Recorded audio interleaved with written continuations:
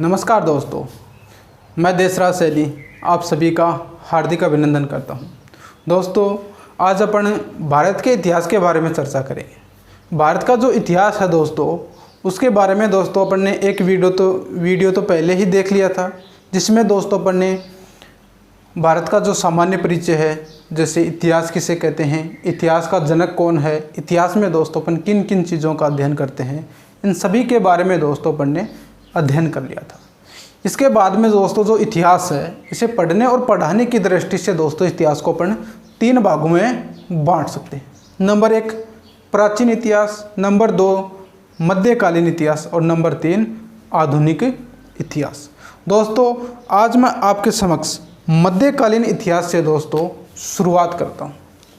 मध्यकालीन इतिहास।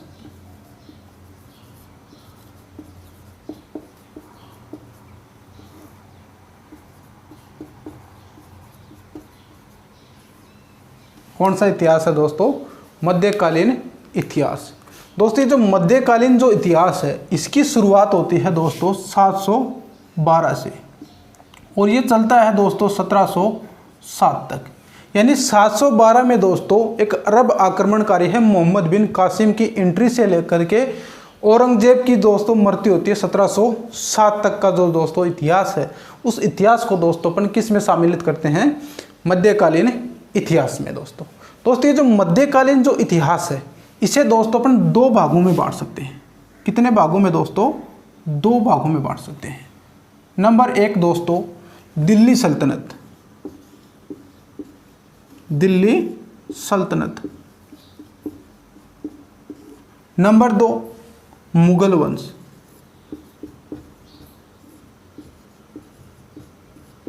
मध्यकालीन भारत को दोस्तों अपन ने कितने भागों में बांट दिया?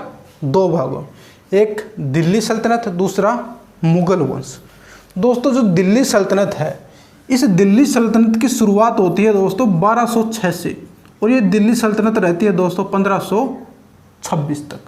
1526 में दोस्तों दिल्ली सल्तनत का जो वंश है, दिल्ली सल्तनत में लोधी वंश होता है। उस लोधी वंश का शासक है दोस्तों इब्राहिम लोधी। और इब्राहिम लोधी है दोस्तों, वो पानीपत के प्रथम युद्ध में बाबर के मध्य होता है। पानीपत का प्रथम युद्ध बाबर और इब्राहिम लोधी के मध्य, जिसमें दोस्तों जो इब्राहिम लोधी है वो बाबर के हाथों पराजित होता है। और उसी समय 1526 में दोस्तों एक नए वंश की नींव रखी जाती है। वो वंश कौन सा है? मुगल वंश। और मुगल वंश की दोस्तों जो मुगल जो वंश है दोस्तों, वो 1526 से लेकर के 1707 तक चलता है। 1707 तक। 1707 में दोस्तों औरंगजेब की हो जाती है मृत्यु। और औरंगजेब के बाद में दोस्तों जो मुगल वंश जो बचता है 1707 से लेकर के 1857 की क्रांति तक, यानी 1858 ले लो आप। 1707 से लेकर के 1858 तक का जो समय है दोस्तों, इसको अपन कहते हैं दोस्तों उत्तर मुगल काल। उत्तर मुगल काल के नाम से जानते हैं दोस्तों इसी। अब दोस्तों जो दिल्ली सल्तनत है, इस दिल्ली सल्तनत में अपन किन राजवंशों का अध्ययन करते हैं? तो दोस्तों इस दिल्ली सल्तनत में अपन एक राजवंश पढ़ते हैं, गुलाम राजवंश, गुलाम वंश। कौन सा वंश दोस्तों? गुलाम वंश। दोस्तों ये जो गुलाम वंश है, इसकी शुरुआत होती है 1206 से और ये दोस्तों चलता है 1290 तक।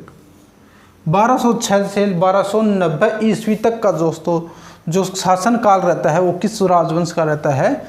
गुलाम वंश का। दोस्तों गुलाम वंश के बाद में दोस्तों जो शासन आता है, वो आता है खिलजियों का, यानी खिलजी वंश। और खिलजी वंश का दोस्तों जो शासन काल है, वो 1290 से 1320 तक रहता है। 1290 से 1320 तक दोस्तों जो शासन काल है, वो कौन सा? खिलजी वंश का। और खिलजी के बाद में दोस्तों जो आता है तुगलक वंश। कौन सा वंश मेरे मित्र? तुगलक वंश। और तुगलक के बाद में आता है दोस्तों सैयद वंश। और सैयद वंश के बाद में दोस्तों जो होता है लोधी वंश। कौन सा वंश? लोधी वंश। और तुगलक वंश है दोस्तों, इस तुगलक वंश की जो शुरुआत होती है वो 1320 से 1414 तक, और 1414 से लेकर के 1451 तक का जो समय रहता है वह रहता है मेरे मित्र सैयद वंश का। और सैयद वंश के बाद में दोस्तों जो वंश है वो वंश है कौन सा, लोधी वंश। और लोधी वंश दोस्तों वो 1526 1451 से 1526 तक रहता है।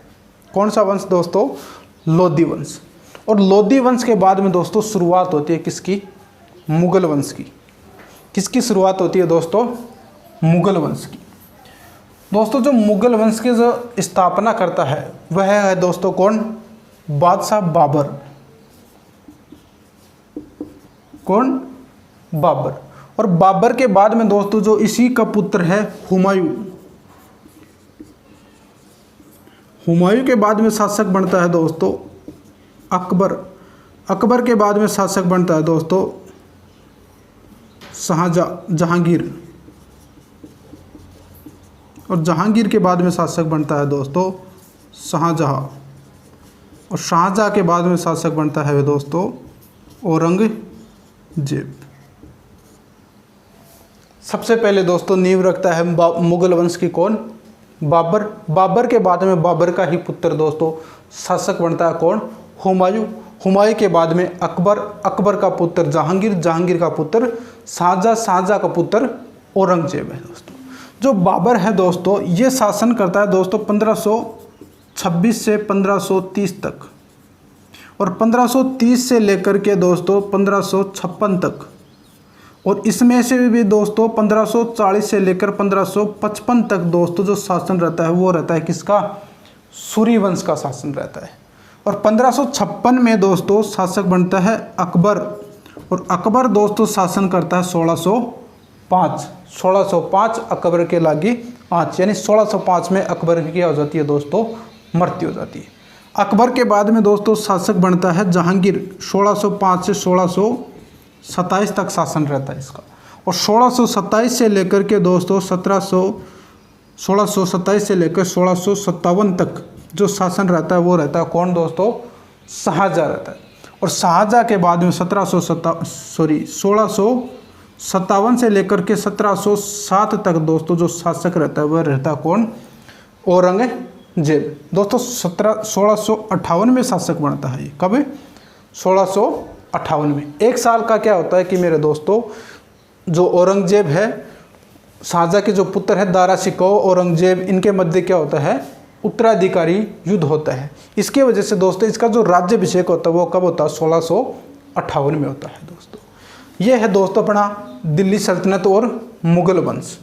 इसके बाद में दोस्तों ये जो दिल्ली सल्तनत है इसके जो सभी शासक हैं दोस्तों, जैसे गुलाम वंश के शासक, खिलजी वंश के शासक, तुगलक वंश के, सैयद वंश के, लोधी वंश के जितने भी शासक हुए हैं दोस्तों, वे क्या करते थे दोस्तों, अपने नाम से पहले एक शब्द लगाते थे सुल्तान। कौन सी उपाधि धारण करते हैं दोस्तों, ये सुल्तान की उपाधि धारण करते हैं। कौन, दिल्ली सल्तनत के शासक। जबकि जो मुगल राजवंश के जो शासक हैं, मुगल वंश के जो शासक हुए हैं दोस्तों, वे क्या करते थे, अपने नाम से पहले दोस्तों वे बादशाह लगाते थे। यानी किसकी उपाधि धारण करते थे वे, बादशाह की। कौन सी उपाधि दोस्तों, बादशाह की। अब दोस्तों ये सुल्तान है और बादशाह है, दो शब्द हैं अपने पास में। क्या इनमें अंतर है, बिल्कुल अंतर है दोस्तों। अपन एक धर्म पढ़ते हैं, इस्लाम धर्म।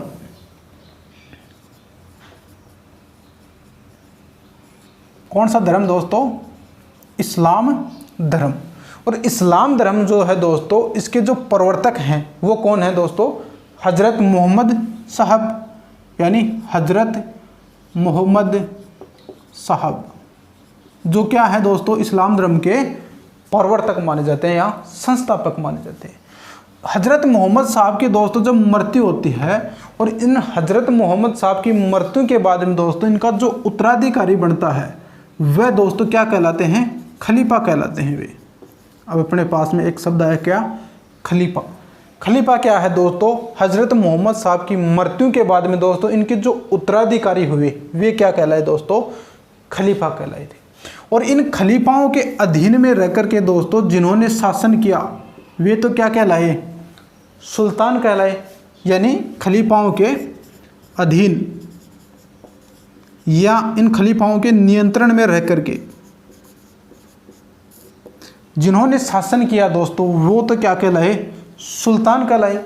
जो दोस्तों इन खलीफाओं के न तो अधीन रहते हैं, न ही क्या रहते हैं, इनके नियंत्रण में रहते हैं, वह दोस्तों क्या कहलाए, बादशाह कहलाए। ये दोस्तों इनमें छोटा सा क्या है, अंतर है दोस्तों। यह है दोस्तों अपना मध्यकालीन इतिहास है दोस्तों। इस मध्यकालीन इतिहास में दोस्तों जो सर्वप्रथम जो राजवंश आता है वो कौन सा आता है दोस्तों, गुलाम वंश।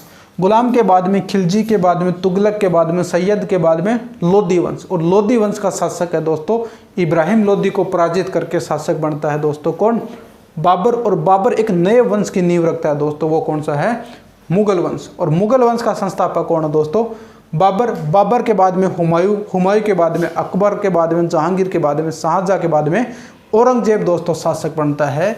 ये जितने भी शासक हुए हैं दोस्तों मुगल वंश के, वे अपने नाम से पहले क्या लगाते हैं, बादशाह लगाते हैं। जबकि दिल्ली सल्तनत में दोस्तों जो राजवंश हुए हैं, इन राजवंशों के या इन वंशों के जो शासक थे वो क्या लगाते थे, सुल्तान लगाते थे दोस्तों।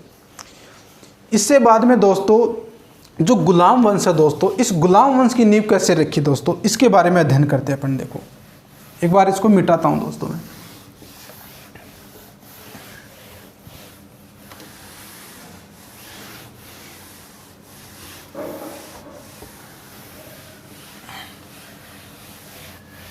अपन ने दोस्तों जो दिल्ली सल्तनत है इसकी शुरुआत की अपन ने दोस्तों कहाँ से, 1206 से। लेकिन अपन ने यहाँ पर लिख रखा है कि मध्यकालीन भारत के इतिहास, तो कब, मध्यकालीन जो भारत है इसकी शुरुआत अपन 712 में से। ऐसा कैसे, तो देखो दोस्तों इस मध्यकालीन भारत में दोस्तों कुछ आक्रमण हुए थे। क्या हुए थे दोस्तों, कुछ आक्रमण हुए थे। जो आक्रमण हुए थे दोस्तों वो दो एक मुस्लिमों के आक्रमण थे दोस्तों। एक तो था दोस्तों अरबों का आक्रमण। किसका दोस्तों, अरबों का आक्रमण। और एक दो आक्रमण था दोस्तों, वो था तुर्कों का आक्रमण। किसका आक्रमण दोस्तों, अरबों का आक्रमण और तुर्कों का आक्रमण। अरब जो आक्रमण है दोस्तों, वह अरब आक्रमण करता है दोस्तों। अरबों का जो आक्रमण है दोस्तों वो करता है कौन, मोहम्मद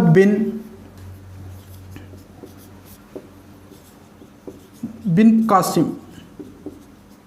ये कासिम क्या करता है दोस्तों, 712 में सिंध पर आक्रमण करता है। और सिंध का शासक था दोस्तों राजा दाहिर, जो एक क्या था, ब्राह्मण शासक था। कब आक्रमण करता है दोस्तों, ये 712 में।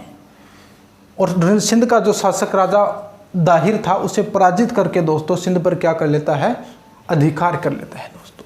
इसके बाद में दोस्तों जो आक्रमण होता है वो होता है किसका, तुर्कों का। तुर्कों में दोस्तों जो मेन है दो आक्रमण पढ़ते हैं अपन। एक तो पढ़ते हैं दोस्तों महमूद गजनवी का। किसका दोस्तों, महमूद गजनवी का। और एक आक्रमण पढ़ते हैं दोस्तों मुहम्मद गोरी का। मोहम्मद गोरी और महमूद गजनवी और मोहम्मद बिन कासिम, ये दोस्तों कुछ आक्रमणकारी हैं जिन्होंने दोस्तों भारत पर क्या किया था, आक्रमण किया था दोस्तों। तो दोस्तों ये है दोस्तों अपने मध्यकालीन जो इतिहास है, उस मध्यकालीन इतिहास के बारे में अपनी सामान्य से जानकारी थी दोस्तों। इससे अगले वीडियो में दोस्तों अपन शुरुआत करेंगे अरबों के आक्रमण से। किस प्रकार दोस्तों अरबों ने आक्रमण किया, कहाँ किया, किसकी सहायता से, जो इनके जो जितने भी जो कंपटीशन की एग्जाम में आने वाले जितने भी दोस्तों जो पॉइंट हैं उन सभी पॉइंटों से गुजरते हुए